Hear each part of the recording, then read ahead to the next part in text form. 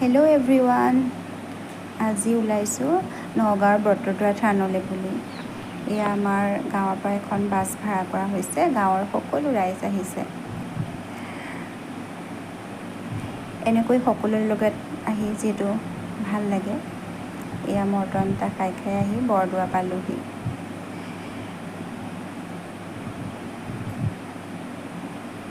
যিহেতু ভাদ মাহ আৰু বহুত বছৰ যিহেতু অহাই নাই বৰদোৱা থানলৈ, সেই এইটো সুবিধাতে অহা হৈছে সকলোৰে লগত। এয়া নামঘৰৰ ভিতৰ ভাগ, এইফালে নাম কীৰ্তন কৰি থকা হৈছে, তাতে সেৱা কৰা হ'ল আৰু এইফালে আমি প্ৰসাদ খাবৰ কাৰণে বহি আছোঁ। এই প্ৰসাদ খাই মেলি আহি আমি আকাশী গংগাৰ পাৰতে অলপ জিৰণি ল'লোঁ সকলোৱে। তাতে আমি চাহ খালোঁ আৰু পাতলীয়া আহাৰ গ্ৰহণ কৰিলোঁ। যিহেতু সকলো ৰাইজ আহিছে, গতিকে আমি খোৱা বোৱা ইয়াতে লৈ আহিছোঁ, সকলো যোগাৰ কৰি।